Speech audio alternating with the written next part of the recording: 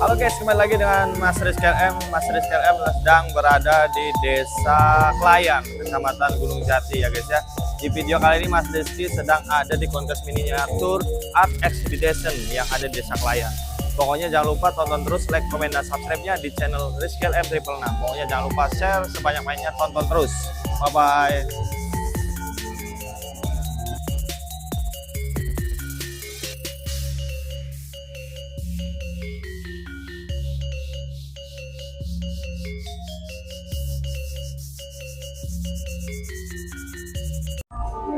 Nah, inilah salah satu karya seni yang digambarkan dari Mbah Kuwu Sangkan. Mbah Kuwu Sangkan adalah Gusti Walang Sungsang, dikenal juga sebagai Ki Somatullah atau Haji Abdullah Iman.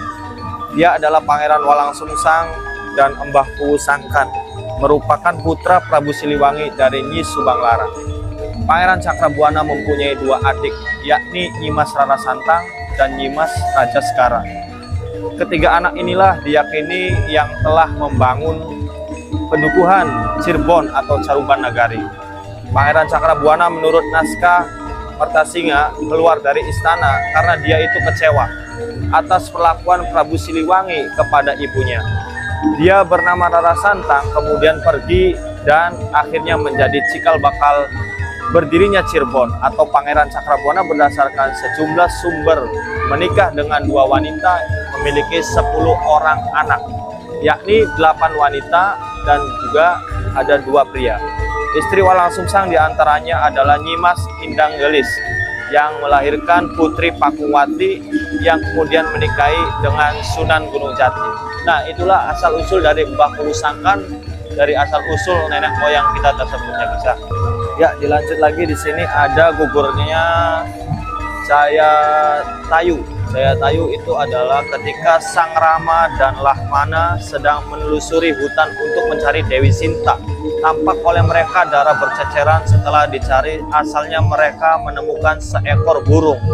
Nah, di sini juga setelah Jaya Tayu mengembuskan napas, akhirnya Sang Rama bersabda, "Hai Jaya Tayu, yang maha mulia, sungguh kuat di kau mempertahankan jiwa karena cinta kasihmu bersahabat terhadap ayahku lekat sekali." Nah, setelah bersabda demikian, Sang Rama melakukan upacara pembakaran jenazah sederhana untuk Jatayu. Jenazahnya mendapatkan percikan atau tirta oleh seorang yang berjiwa suci karena merupakan seorang titisan Dewa Wisnu. Itulah asal usulnya dari gugurnya Jaya Tayu pada zamannya ya guys ya. Ya, di sini ada kisah Sunan Gunung Jati dan naga guys ya. Asal usulnya Sunan Gunung Jati, kisahnya yaitu Sunan Gunung Jati salah satu Wali Songo yang menyebarkan agama Islam di tanah Jawa. Terus dikisahkan memiliki hubungan dengan seekor naga sakti dalam perjalanannya untuk menyebarkan agama Islam. Beliau sering berlayar melintasi Laut Jawa. Suatu hari saat Islam, beliau seiring berlayar melintasi Laut Jawa. Suatu hari berlayar menuju daerah yang sekarang dikenal sebagai Cirebon. Ia bertemu seekor naga besar. Nah, naga itulah yang dikenal naga penjaga lautan yang telah ada sejak zaman dahulu. Dalam beberapa versi lain, naga ini akhirnya masuk Islam, berjanji untuk melindungi wilayah Cirebon serta para pengikut Waliullah atau Sunan Gunung Jati. Hingga saat ini, naga ini menjadi daerah sekitar Cirebon atau Lautan Jawa. Nah, kisah ini sering dikaitkan dengan bersejarahnya penyebaran agama Islam di tanah Jawa, yaitu atau di kota Cirebon. Dan keajaiban inilah yang sering kita melambangkan kekuatan alam yang dapat dijinakan oleh kebijakan atau spiritual. Nah, inilah kisah dari Sunan Gunung Jati dan naga terbesar yang ada di lautan atau Pulau Jawa atau di kota Cirebon ya guys ya. Lanjut lagi. Nah, di sini ada namanya itu miniaturnya Dadong Guliang. Dadong itu adalah seorang nenek yang tinggalnya di Desa Guliang, Kabupaten Bangli ya. Tetapi keberadaannya ditolak oleh penduduk di desa setempat. Makanya kedatangannya ini ternyata membawa musibah, karena nenek Dandong Guliang ini memiliki kesaktian atau black magic ya guys ya di desanya tersebut. Terus kastanya menuturkan zaman dulu yang akan namanya ini biasanya menyebut asal salah satu Dandong Guliang ini. Karena ini memindahkan Pura Dalem, Banjar, Perkandelengan, Desa Pakraman, dan sedangkan lokasi Pura Dalem ini lama sudah berubah menjadi Carik. Nah, inilah salah satu sejarah dari Dandong Guliang. Lanjut lagi guys. Nah, inilah adalah Ramayana ya guys ya. Nah, Ramayana adalah Prabu Rahwana, Raja Angkra ya. Juga bersahabat pada Prabu Sinta ya guys ya. Terus di sini mengejar sampai singkat cerita bahwa Dewi Sinta telah diculik ya guys ya oleh Rahwana tersebut. Keluar Alengka ini menetapkan kabar urusan dengan Alengka sebagai urusan Rama. Nah, inilah dari kisah atau sinopsis dari Ramayana pada Rahwananya ya. Oh, ini sangat detail sekali bentuknya guys. Karena Dewi Sinta ini lantas membuktikan kesuciannya dengan melakukan uji bakar diri pada waktu itu.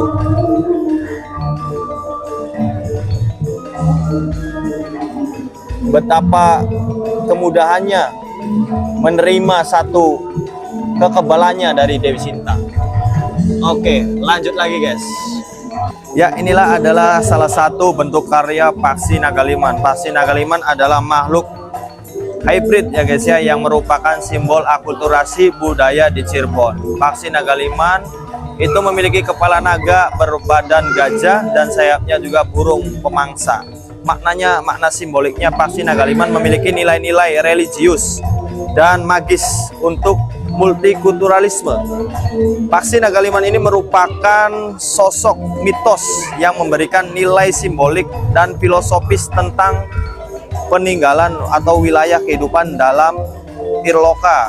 Nah, ekspresinya dalam seni ini, nilai simboliknya, filosofisnya Paksi Nagaliman diekspresikan dalam karya seni rupa kontemporer ya. Nah, terus di sini motif batik Paksi Nagaliman merupakan hasil paduan antara kebudayaan Jawa dengan unsur-unsur yang diperkenalkan oleh pelukis RM Sudarsono ya guys ya. Mantap, ini adalah salah satu bentuk dari karya seni Paksi Nagaliman. Ada 3 unsur budaya. Oke, lanjut lagi. Nah, inilah karya seni Pangeran Cakrabuana. Ya, sinopsis dari Pangeran Cakrabuana ini 1430 dan 1479. Dia berasal dari kerajaan Pajajar dan merupakan putra pertama dari Prabu Siliwangi. Ibunya ia bernama Subang Larang, putri dari Ki Gedeng Tapa. Pangeran Cakrabuana ini sering dikenal dengan nama Gusti Walang Sungsang atau Ki Somadullah atau Haji Abdullah Iman dan Mbahku Sangkan. Ia diyakini bernama kedua adiknya Nyimas Rara Santang dan Pangeran Raja Segara telah membangun pendudukan Cirebon. Nah, inilah salah satu dari Pangeran Pajajaran atau Pangeran Cakrabuana atau Prabu Siliwangi ya guys ya, yang ada di Pajajaran, Raja Talaga atau Raja dari Majalengka. Inilah salah satu bentuk karya seni yang sangat tinggi banget, Pangeran Walang Sungsang. Lanjut lagi guys di sebelah. Nah, inilah ya Pangeran Cakrabuana.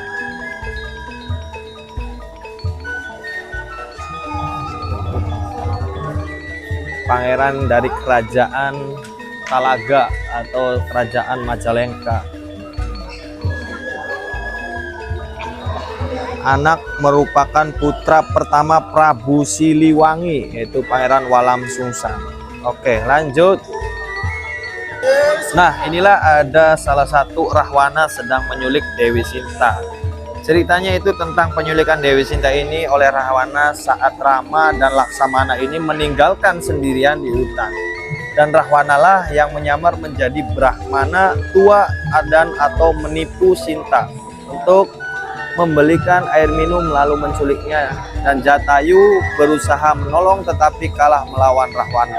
Inilah salah satu replikanya atau dalam bentuk miniatur Dewi Sinta diculik oleh Rahwana yang sangat jahat dan merah berwibawa ya guys ya. Wow, inilah dalam bentuk seni ya guys ya, istimewa.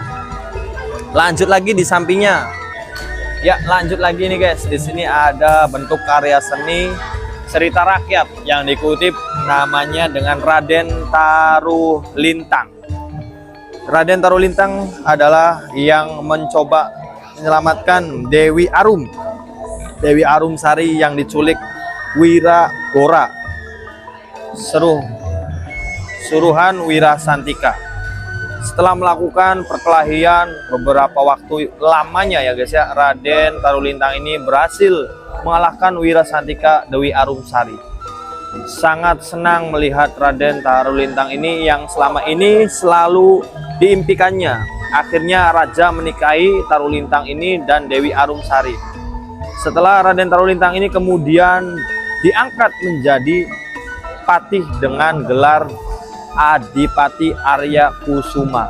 Nah, itulah salah satu dikutip cerita dari cerita rakyat Cirebon atau Raden Tarulintang.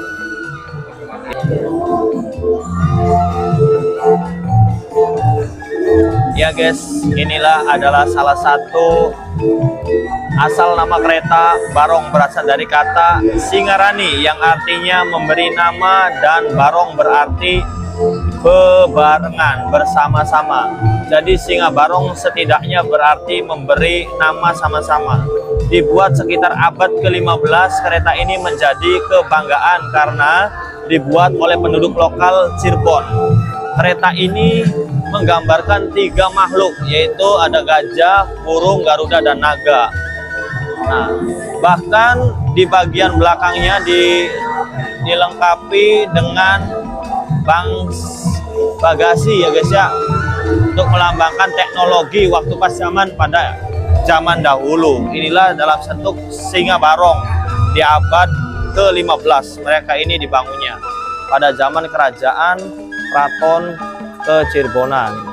Lanjut lagi guys. Nah, inilah ada karya seni yang dinamakan Simbol Caruban Nagari atau cerita Purwaka Cirebon Nagari ya guys ya. Nah, ditulis pada tahun 1720 oleh Pangeran Arya Cirebon, putra Sultan Kasepuhan yang pernah diangkat sebagai perantara para bupati Priangan dengan VOC di antara tahun 1706 dan 1723. Cirebon adalah Saruban, lalu mengalami perubahan pengucapan menjadi Caruban. Kata ini mengalami proses perubahan yang menjadi Cirebon, berubah menjadi kata Cirebon, dan akhirnya menjadi kata Cirebon menurut sumber para ahli atau para wali. Cirebon, pusat jagat negeri yang dianggap terletak di tengah-tengah Pulau Jawa. Nah, inilah salah satu bentuk karya seni Caruban Nagari guys. Bentuknya sangat detail sekali, dan juga di atasnya ini ada bentuk naga yang menyerupai berbadan gajah, mempunyai sayap, mempunyai senjata trisula juga, dan juga di sininya ada cungkup kunci juga deh, atau peninggalan zaman dahulu yang dinamakan Caruban Nagari.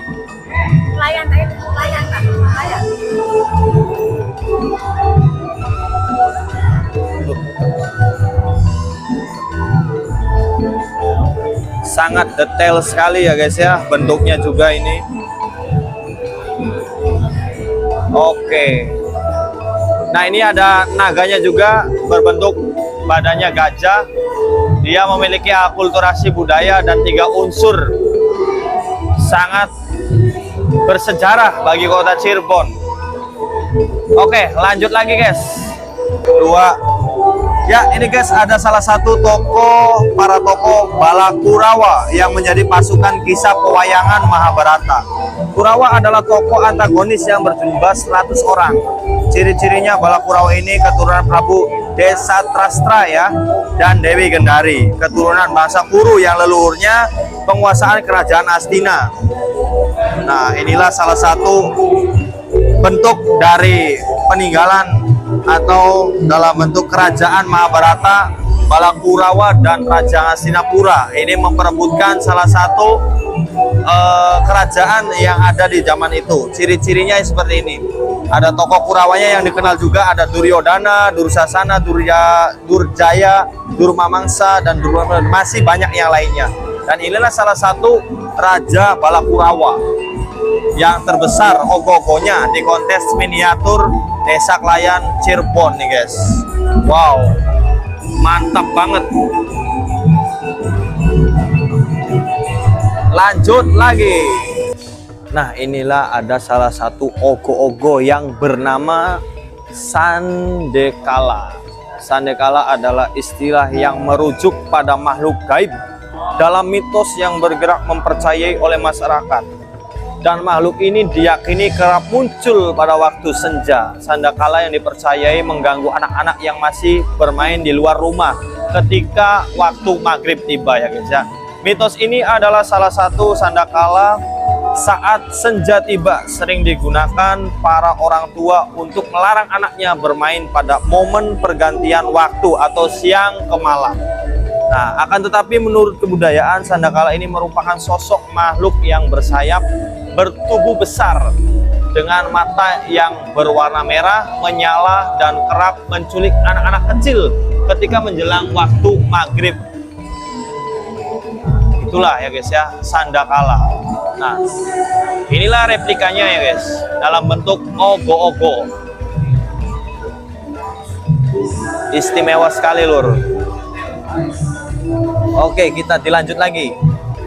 Ya, inilah salah satu Sri Baduga Maharaja atau yang dikenal dengan Kerajaan Prabu Siliwangi.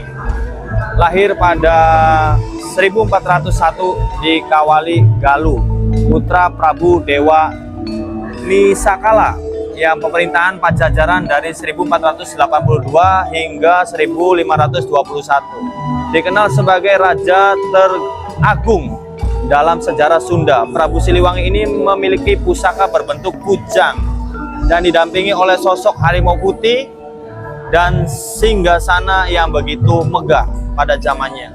Wilayah kekuasaannya cukup setengah pulau Jawa yang ada di kerajaan Majalengka, Talaga, dan Gaduh waktu pas zaman dahulu. Muter. Inilah salah satu bentuk karya Sri Baduga yang terkenal dari Maharaja Prabu Siliwangi. Posisinya lagi duduk membawa kujang atau senjata yang dikenal dari Jawa Barat. Ornamen-ornamennya juga ini sangat menyerupai bentuk aslinya. Dan di depannya ada sosok macan putih yang melindungi Prabu Siliwangi. Istimewa sekali.